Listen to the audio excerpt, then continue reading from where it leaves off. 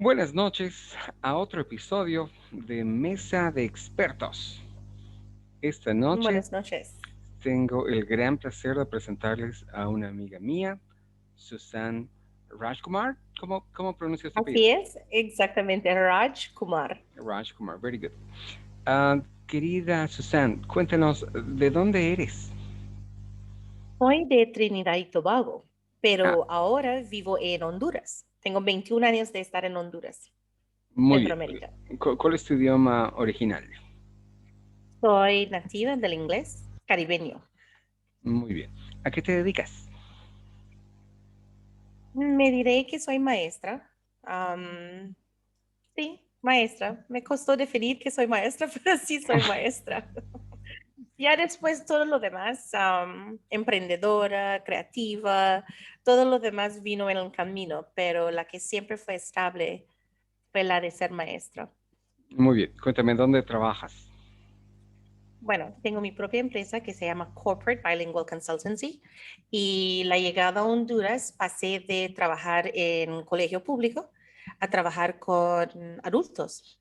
Y fue como entrar en un mundo totalmente diferente que fue muy interesante, trabajar con el inglés corporativo y tomó otra vida para mí.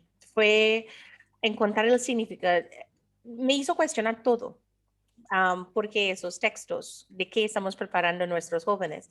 Entonces, de estar en la escuela a ver el producto final, cambió mi perspectiva y impulsó muchos de los proyectos que ahora estoy involucrado. Muy bien. El día de hoy vamos a hablar sobre el impacto que ha tenido la pandemia y básicamente la educación virtual. Así que Okay. cuéntanos, ¿qué estabas haciendo tú? ¿Cómo estaban tus negocios? ¿Cómo estaba tu escuela cuando llegó la pandemia? Bueno, curiosamente, en 2018, como soy parte de TESOL, y TESOL que es enseñar inglés a los que hablan otro idioma, fue muy curioso que habían conferencias en líneas y realmente no me gustaba mucho porque básicamente una persona hablaba y había una audiencia y para mí en particular a mí me gustaba interactuar. Tuve una experiencia y pensaba de que, ay, no, no quiero hacer eso, no quiero ser un, como se dice en inglés, un talking head, solamente tener la persona que está hablando. Y sucedió de que hubo, por referencias de trabajo, algunos profesionales que tuvieron que viajar y o me obligaba a finales de 2018 a estar en línea buscando formas porque querían tener clases conmigo, pero estaban viajando. Entonces la situación me obligó a encontrar aplicaciones, materiales o más o menos. Yo ya tenía como 6 meses de preparación de estar dando clases virtualmente cuando sucedió la pandemia y todo el mundo estaba como acostumbrado. Más bien tenía casi que eran como 9 meses de práctica con varias clases que estaba manejando. Entonces, la transición era solamente, oh, teacher, ¿qué opción?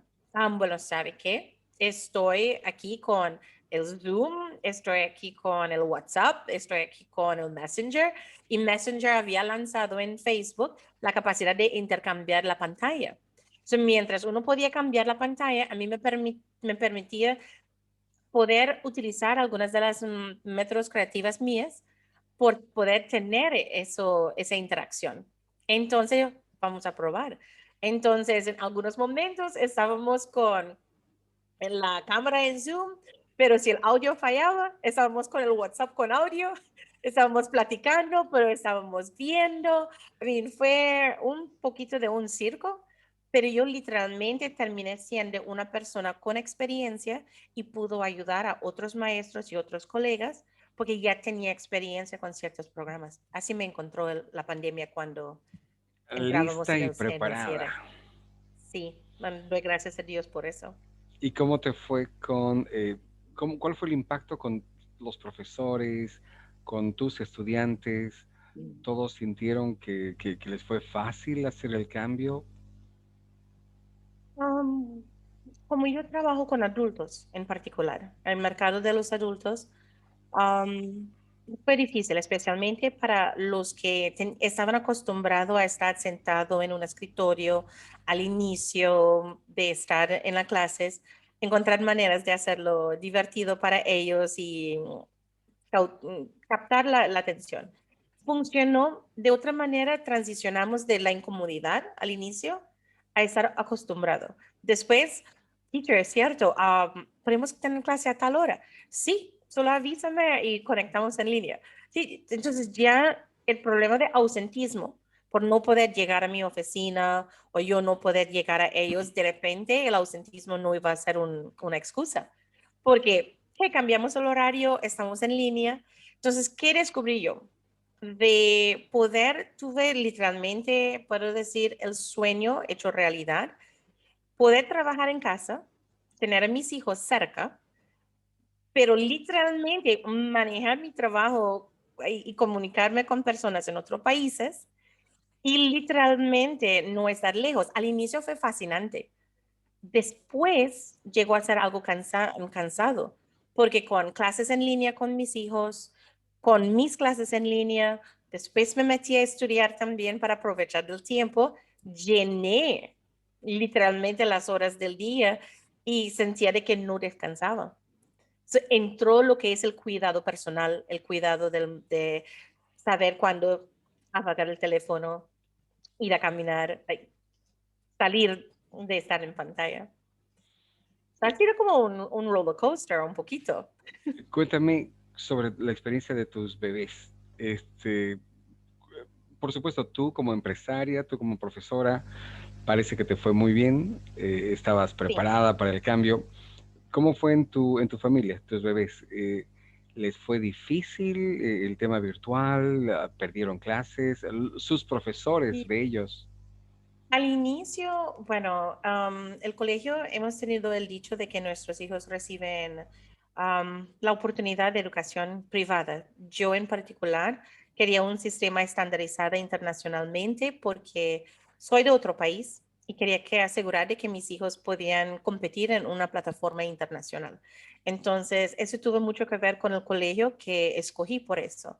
So, ellos tienen una perspectiva de estar preparada, ellos tenían un plan de acción tenía un plan de contingencia. So, ellos más o menos estaban, porque habían comenzado como hace 2 años con Bring Your Own Device, que es traiga tu propio aparato al colegio y literalmente reconocer el alfabetismo digital como algo que sí es necesario, es un lenguaje que los jóvenes tienen que hablar y ellos estaban buscando cómo integrarlo para establecer el setting o establecer todo en casa. Yo tengo 2 hijos, uno en colegio y uno en primaria.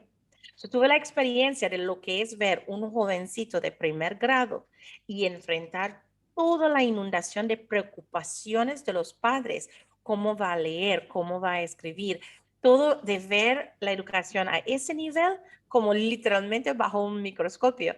Y mi hijo, que estaba en noveno grado, ya en colegio para ver esa transición joven adolescente, socializando, conocer personas a esa edad.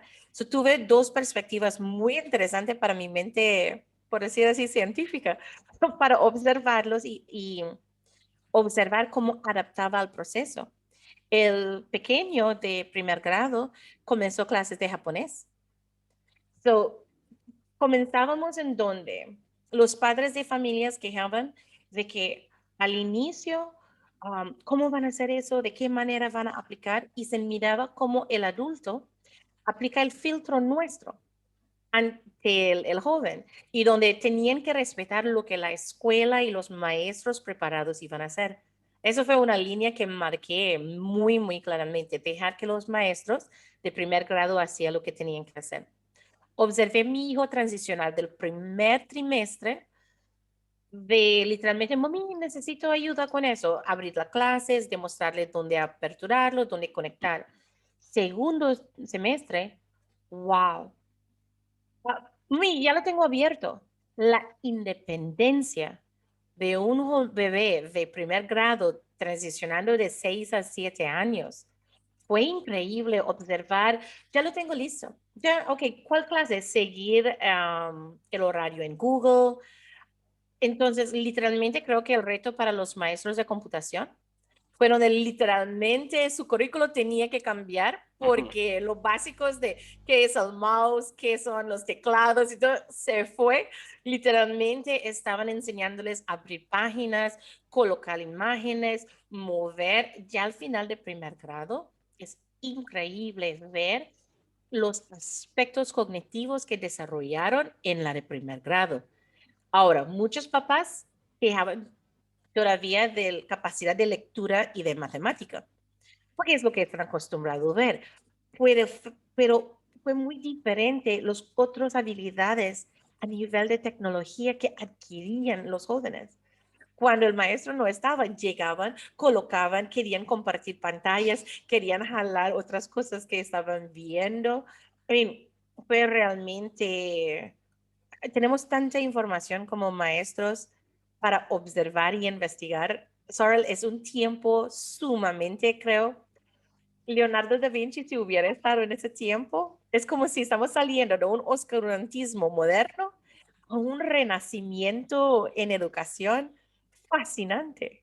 Ahí pueden verlo en mi cara. Estoy fascinado por las cosas que estamos observando y sé que hay muchos retos, porque yo he tratado de hacer proyectos para cómo apoyar a través del uso de WhatsApp para los que no tienen acceso a las opciones que tienen mis hijos. Um, y también con WhatsApp, la resiliencia de las personas para manejar clases por WhatsApp. Hace poco participé en un simposio en África y lo que los jóvenes, la calidad de las clases que están impartiendo por WhatsApp elevó más allá de mensajitos de voz y mandar unas fotos, literalmente estructurando trabajo en equipo, la evolución en tan solo año y medio utilizando WhatsApp. Es increíble ver hacia Ha dónde vamos. forzado al mundo a ponerse a pensar Sí, y encontrar sí, soluciones. así es. Ok. Vamos a ver la parte creativa del ser humano. Sí, sí, y además todos encargados en solucionar un problema, ¿no? Eso, muy Ujú. interesante. Ok. ¿Hay, hay cosas que tú hayas aprendido del colegio de tus hijos que has puesto en práctica en tu empresa, que les has robado? Mm, bueno, lo que observé es que todo el mundo usaba la técnica de Simon Says. Entonces, de repente miraban que la de high school y la del Korean, mamá, tus llaves, mami, eso. Y pensaba, con los adultos no han sido tan así para poder implementar eso. Lo que he adquirido ha sido, por ejemplo, ha sido como una biblioteca de exploración de aplicaciones. So, por ejemplo, en vez de ir a sentar y estudiar cada aplicación, puedo observar las que funcionan con mis hijos y decir, "Ah, eso sí, eso no, eso sí, eso no". Entonces, me evitó, como muchos maestros han tenido que sentar y literalmente bajar, explorar, observando lo que los maestros usan en la escuela, literalmente, no, no voy por esto, o eso sí puede funcionar para mí. Entonces, las aplicaciones en observar lo que están usando, el Kahoot, algunos usan el Nearpod, no tanto para en mi caso, porque mis adultos es más conversacional, más tiempo cara a cara. Ok. Cuéntame alguna de las estrategias que hayas visto que son las que has aprendido recién gracias al tema virtual. Algo con lo que te quedarías definitivamente. Creo que me encanta el uso de los breakout rooms para el trabajo en equipo. Um, Eso en Hace español son los poco, mini grupos de Zoom. sí, en ese aspecto de poder tener ese elemento de colaboración, sí me ha gustado eso y trabajar con algo tan sencillo como los Google Docs. Eso sí me fascina. Es algo que me quedaría definitivamente porque un documento en línea y puedo tener todos, hasta yo estar involucrado y estamos trabajando el mismo documento. Al final, ese documento se convierte tan importante porque pueden ver sus errores, pueden ver las correcciones, todos pueden trabajar en el documento y todos tenemos ese documento al final. Es es una guía de literalmente la evolución de su forma de pensar. Eso de trabajar en documentos compartidos para mí ha sido la mina de oro, para mí, la colaboración que podemos lograr a través de las aplicaciones. ¿Cuántas personas tienes por curso? Dependiendo, por ejemplo, puedo ser grupos pequeños de 17 hecho hasta 60 en términos de talleres. Ahorita en línea ha sido a nivel gerencial porque trabajo con medio y alto mando. So, generalmente trabajamos muy personalizados, entonces ha sido uno a uno en términos de un gerente a otro gerente y normalmente personas de ese nivel de perfil no están muy cómodos con compartir sus errores delante de otro. Un adulto con cierto nivel um, de logros les cuestan equivocar y sentir porque se sienten y no manejar un idioma muchas veces pueden hacer que alguien se siente incompetente. Es muy delicado. Es algo en donde he podido manejar. Es como un tutoría o un coaching muy cercana a lo que he desarrollado a través de los años de trabajar. Trabajamos el ego. Decías que tu hijito anda corriendo por la casa cuando el profesor juega Simon Says. Sí. ¿Qué tipo de estrategias has aprendido a jugar, tal vez, con tus clientes virtuales, adultos? Um, hmm, Diré que más mis estrategias de enseñanza son a base de juegos. So, no diré que adquirí algo nuevo en el sentido de que uno de los elementos donde he estado compartiendo en las capacitaciones han sido acerca de cómo integrar los principios de gamification o los principios de cómo jugar dentro del aprendizaje. So, literalmente mis actividades involucran algún elemento de búsqueda para cosas, aunque sea dentro de un texto. Involucra ejercer la mente, trabajo con un timer. So, por ejemplo, para mí como maestra en la clase, de mantener el dinamismo está en tener ciertos elementos que me permite convertir cualquier clase en un juego. Mm. So, cualquier cosa se convierte en una carrera si tengo un timer. Si no tengo un reloj para medir el tiempo, no hay la presión. Si no hay la presión, no se sienten que se mueven hacia una meta. Entonces, de tener el contenido y poder movilizarlo de una forma al otro, buscar y regresar, buscar algo en línea, regresar a mí, dependiendo si es parte del plan de lección que estoy trabajando. Pero si no es, pero mi mentalidad es gamificar o aplicar principios de jugar a mis lecciones. Ese es el elemento particular de mi estilo de manejar las clases. Hay una Teacher pregunta, como un game master. hay una pregunta que he estado haciendo. Ah, Dungeons and Dragons, I know. Hay una pregunta que he estado haciendo a todos los profesionales. En tu caso, estoy casi seguro que sé cuál es la respuesta. Eh, ¿A ti te gustaría volver a una educación tradicional presencial? ¿Te quedarías 100% con una educación virtual o harías un mix? ¿Te gustaría volver a mitad presencial con elementos virtuales? Um, Me gustaría mantener la mayoría de la instrucción en línea, pero es esencial tener los encuentros para socializar y tener eventos. So, para mí, mover a tener un evento tiene que ser parte del plan de elección con una actividad que no va a desperdiciar el tiempo de las personas. Porque trabajar en línea ha hecho de que valoramos el tiempo aún más. Si yo voy a convocar a las personas, ¿por qué? ¿Con qué razón y con qué intención? Aunque sea para relajar, compartir, si va a ser un grupo conversacional, ok, ¿cuál es el plan? ¿Cuál es el tema? ¿De qué manera vamos a manejarlo? Si va a ser una competición, todos están preparados y vamos a competir el día de la competición. Si vamos a hacer una entrevista, ¿qué será? Pero si hay cosas, por ejemplo, nosotros estamos charlando de esa manera, ¿qué más necesito? ¿Por qué necesitamos estar frente a frente personalmente para que esta oportunidad de aprendizaje pueda suceder? Eso ha sido el valor y para mí particularmente creo que educación en general va a cambiar. Si vamos a reunir es porque hay elementos quizás de talleres específicas que se ocupan, pero el mundo está por un cambio muy radical, creo, en educación y va a Querida suceder Susan, de una forma muy acelerada. ¿tú dirías que tus clases hoy, gracias a la virtualidad, son mejores? ¿Has podido determinar que tus estudiantes aprenden más, mejor, o en realidad era mejor en presencial? Bueno, algo que ha mejorado es lo que mencioné sobre el documento compartido.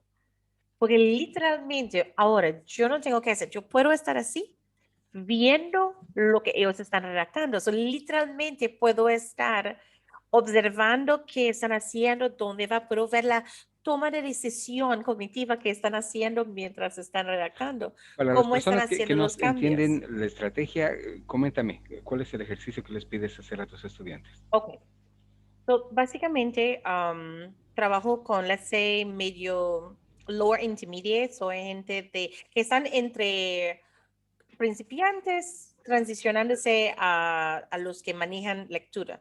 Yo defino un nivel avanzado por la capacidad de lectura. Muchas veces mis alumnos tienen mucha experiencia intercambiando datos, mandando resultados, pero no se expanden para conversación. So, mi empresa se enfoca en hablando y escuchando. Esos dos aspectos. La gramática es incidental, depende de lo que descubrimos en el transcurso. So, ¿qué sucedió? A veces necesitamos reentrenar la mente. Para reentrenar la mente necesitamos las manos. ¿Por qué las manos? Porque es como parte de lo que pienso y lo que produzco.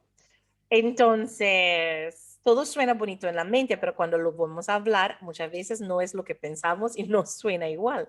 Entonces, ellos necesitan ejercer qué han aprendido en la clase y cómo aplica el proceso. Entonces, cuando están redactando, por ejemplo, vamos a tomar un tema muy interesante, un speech de Maya Angelou o algo de Barack Obama, o puede ser de algo que está pasando, alguna noticia inspiracional, algo que ha impactado la vida. Y vamos a ver, ok, ¿vale la pena escuchar esas palabras? ¿Vale la pena modelar ese vocabulario? Vamos a ver si coincide con su ética, su cultura personal. Si dicen sí, tomamos el documento y vamos escudriñando el documento. Y lo vamos haciendo y vamos comparando cómo es el código en inglés, cómo es el código en español. Hablamos, criticamos el documento, hacemos anotaciones. Y en algunos casos, ok, si lo entendemos, deberíamos poder traspasarlo al español.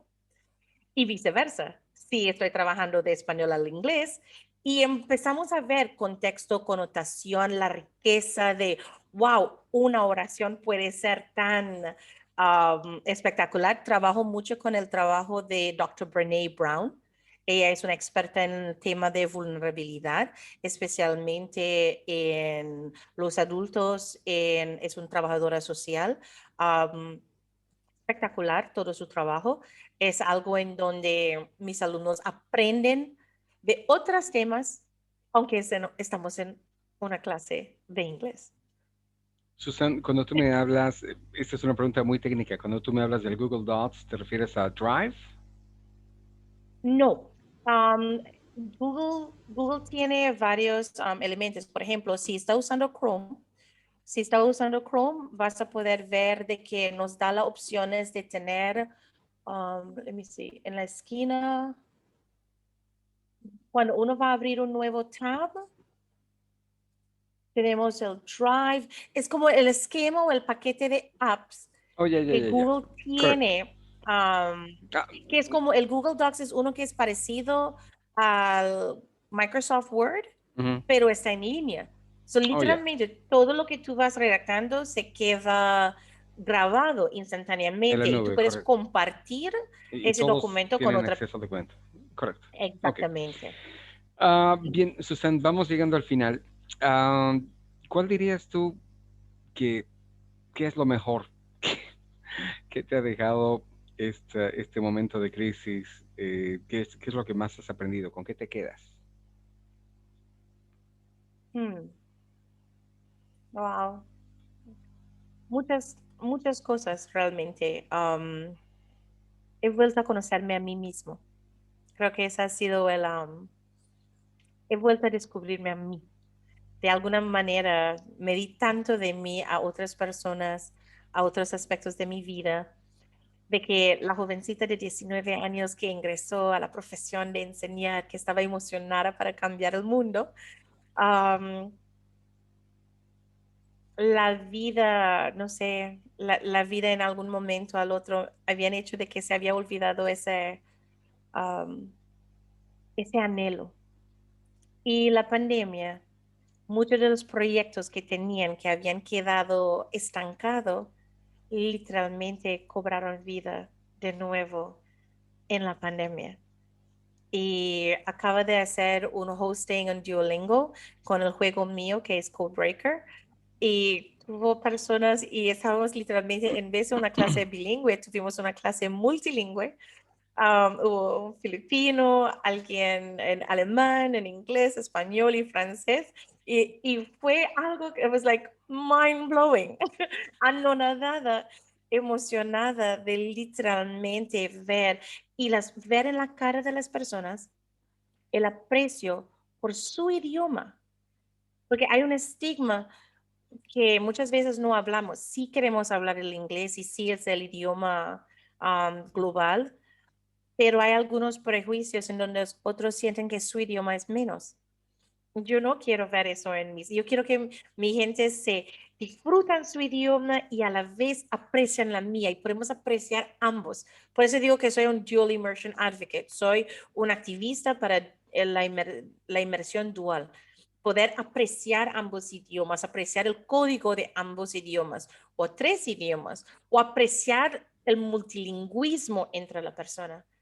Y muchos de mis sueños se volvieron a cobrar vida durante la pandemia. Eso yo diré, ha sido lo más valoroso de aprovechar de en medio de la pandemia, descubrir esperanza de nuevo. Me alegra mucho, Susan. Última pregunta. ¿Qué Gracias. consejo le darías a los profesores que lo único que quieren es regresar a las aulas presenciales y que por fin se vaya a lo virtual? Respiran profundo. Lo virtual no es para todos. Necesitan respirar profundo y necesitan tomar un retiro, porque si no logran ver de qué manera ese puede facilitar su vida, están demasiado cargados. Y nuestros maestros están cansados porque trabajar en lo virtual es igual o aún un poco más exhausto de cuando estábamos en las aulas, porque estás constantemente, los padres te buscan, la administración está encima, entonces la carga emocional me parece que ha aumentado. So, yo recomendaría respirar, tomar un retiro, buscar ese reencuentro porque estamos exhaustos. Maestros para mí imparten una parte de sí mismo en sus alumnos. Y si nosotros como un vaso estamos impartiendo a otros y estamos compartiendo, en un momento, si no rellenamos nuestro vaso, nos volvemos vacío. Y ahí es donde entra lo que yo digo, los dream killers, los asesinos de sueños y los constructores o edificadores de sueños. Y siempre pregunto, ¿estás matando sueños de los jóvenes sean jóvenes, universitarios o pequeños? Porque cuando nuestro cansancio entra a la aula, ahí ya no estamos haciendo nuestro trabajo, sea virtual o presencial. Susan, Entonces, ahí es donde yo recomendaría respirar. ¿tú crees que si es que mañana todo vuelve a la normalidad y se abren todos los colegios y todos vuelven al trabajo, tú te quedarías con lo virtual? Sí, porque en mi caso es flexible para mi tipo de cliente. No necesariamente funcionaría para otros, pero en mi caso sí. En mi caso sí. Pero para otros sí comprendo de que de repente se ocupan otras cosas. Pero me encantaría tener talleres, porque hay cosas que hemos hecho virtualmente que estoy emocionado para verlo, en, de nuevo experimentar cuando estamos juntos, las cosas que hemos pulido acá virtualmente, lanzarlo en lo físico debería ser aún más espectacular. Sí, estoy emocionado para ambos, pero todo en su tiempo. Creo que lo virtual nos deja para preparar y lo presencial debería ser no es para perder tiempo o volver a como estaba. Si vamos a estar presencial, tiene que tener propósito. Sin propósito, me pareció un pérdida de tiempo. Susan, mil gracias por tu tiempo. Muchas gracias a usted por la invitación, Sorel. Un placer compartir esto contigo. Le voy a invitar a que se quede conmigo internamente. Muchas gracias.